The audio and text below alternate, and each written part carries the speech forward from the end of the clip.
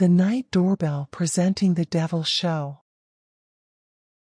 It was a warm summer evening when I decided to visit the infamous Bangor Fort in Rajasthan, India. The sun was setting, casting long shadows over the ancient ruins. As I entered the eerie, dilapidated gates, I couldn't help but feel a shiver down my spine. The legends of Bangor were known far and wide.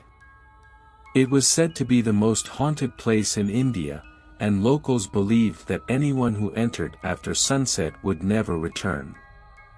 Yet, I was a skeptic, and I had come here to prove that there was nothing supernatural about this place. I ventured deeper into the fort, my footsteps echoing in the eerie silence. The crumbling walls seemed to whisper secrets of the past, and the wind howled like a mournful ghost. I couldn't shake the feeling that I was being watched. As darkness descended, I decided to set up my camp within the fort's courtyard. I had heard that the true horror began after nightfall, and I was determined to capture any paranormal activity on my camera. The night was unsettlingly quiet, broken only by the occasional rustling of leaves and distant cries of nocturnal creatures. Then, as the clock struck midnight, I heard a faint, eerie laughter that sent chills down my spine. I grabbed my camera and pointed it towards the source of the sound. Through the lens, I saw a flicker of movement, a shadowy figure dancing in the moonlight. My heart raced as I followed the figure deeper into the fort. It led me to a room filled with ancient idols, their eyes seeming to follow my every move. Suddenly, the laughter grew louder, echoing off the walls.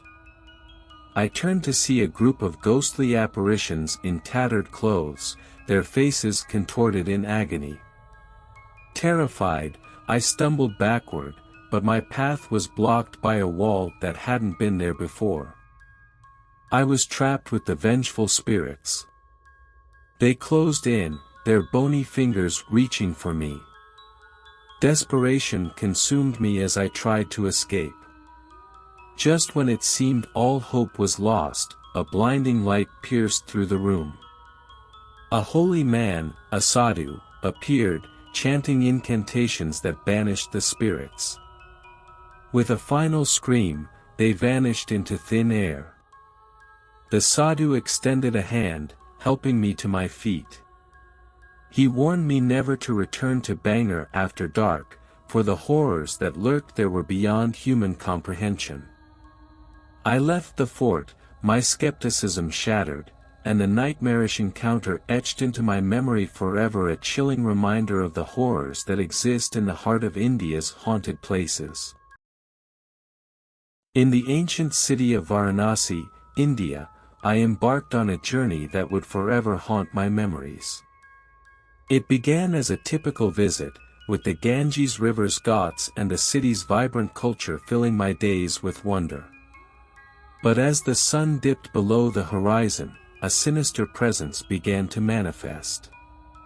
One evening, while exploring the narrow, winding alleyways, I encountered an old man sitting in a dimly lit corner. His eyes were sunken, and his skin, a pallid shade of gray.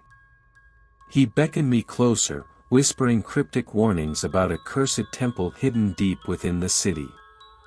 Ignoring his words, I embarked on a quest to uncover this mysterious temple.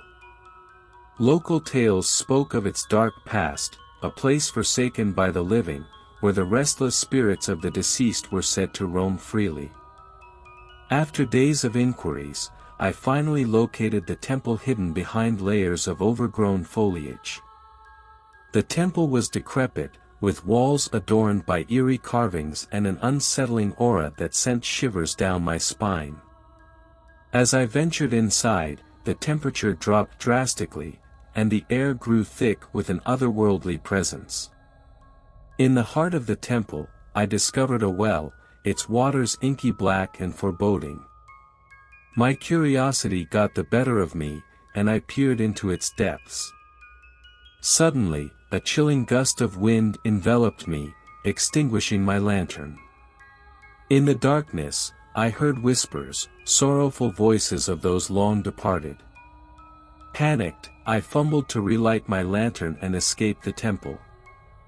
As the flames danced to life, grotesque apparitions materialized before me, their hollow eyes filled with anguish. I stumbled backward, terror gripping my heart. Desperate to flee, I raced through the temple's labyrinthine corridors, the tormented spirits pursuing me relentlessly. The walls seemed to close in on me, and the whispers grew louder, their mournful cries echoing in my ears. Just when it seemed I was trapped, a local priest appeared, chanting incantations that banished the malevolent entities back into the depths of the cursed temple. Gasping for breath, I thanked him profusely, vowing never to return to that accursed place. The priest, his face lined with wisdom and compassion, warned me of the perilous forces that dwell in the heart of Varanasi. He spoke of a delicate balance between the living and the dead, a balance that had been disrupted by the unwary and the curious. As the days passed, I delved deeper into the lore of Varanasi, discovering that this city was a unique blend of spirituality and the supernatural. Locals shared stories of restless souls seeking liberation and souls cursed to wander eternally. Determined to make amends for my reckless curiosity, I decided to participate in the ancient rituals of Varanasi, seeking forgiveness from the spirits I had inadvertently disturbed. I offered prayers, lit candles, and released flower-filled lamps onto the Ganges, hoping to appease the restless souls. One evening, as I watched the flickering lights float away on the sacred river, I felt a profound sense of closure and peace. It was as though the spirits of Varanasi had accepted my remorse and were willing to let go of their hold on me. My remaining days in Varanasi were filled with a sense of spiritual enlightenment, and I left the city with a newfound respect for the delicate balance between the worlds of the living and the dead. However, the memories of that harrowing encounter in the cursed temple would forever haunt my dreams. I had learned a valuable lesson about the power and presence of the supernatural in India, a land where ancient traditions and the unexplained coexist, creating a tapestry of mystery and wonder. As I departed Varanasi, I couldn't help but wonder how many other travelers had unwittingly stumbled upon the hidden horrors that lurked in the shadows of this mystical city, and I hoped that my cautionary tale would serve as a warning to those who dared to venture into its ancient mysteries. During my visit to India, I embarked on an adventure to explore the remote village of Kuldhara, nestled deep within the deserts of Rajasthan. The village was known for its eerie silence and tales of a cursed mansion that had stood abandoned for centuries. As I entered Kuldhara, the setting sun cast long shadows across the dusty streets, and the locals warned me not to venture near the mansion after dark. Intrigued, I decided to spend the night there to uncover the truth behind the legends. As the night fell, the mansion loomed ominously before me. The decrepit structure seemed to whisper forgotten secrets, and the moonlight revealed shattered windows and crumbling walls. I set up my camp inside, determined to capture any supernatural activity on my camera. As the clock struck midnight, a bone-chilling wind swept through the mansion, extinguishing my lantern. Shadows danced on the walls, and I felt an icy hand brush against my neck. Panic surged through me as I fumbled to relight the lantern. In the dim light, I noticed a figure at the end of the hallway, shrouded in tattered robes. It was an old man, his eyes hollow and vacant. His presence sent shivers down my spine, but I couldn't tear my gaze away. The old man beckoned me to follow him, his bony fingers crooked and skeletal. Against my better judgment, I trailed behind him as he led me deeper into the mansion. The air grew frigid, and strange, otherworldly whispers filled my ears.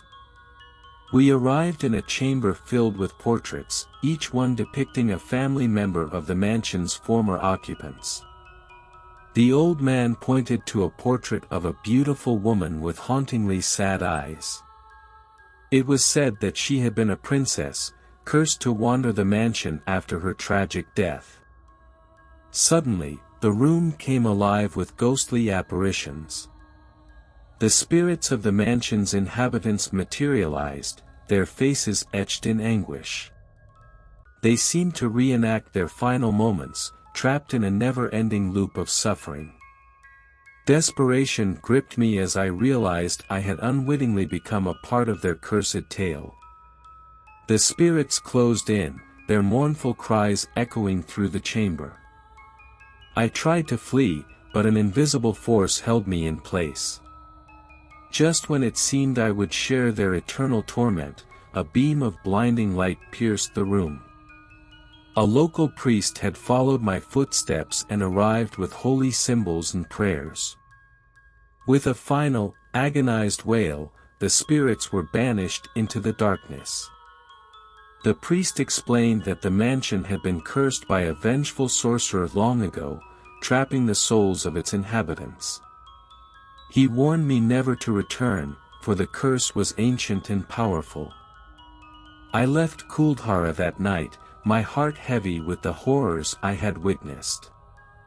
The cursed mansion remained a place of dread, a testament to the supernatural forces that lurked in the hidden corners of India, waiting to ensnare those who dared to uncover their secrets. Friends, how did you like the story?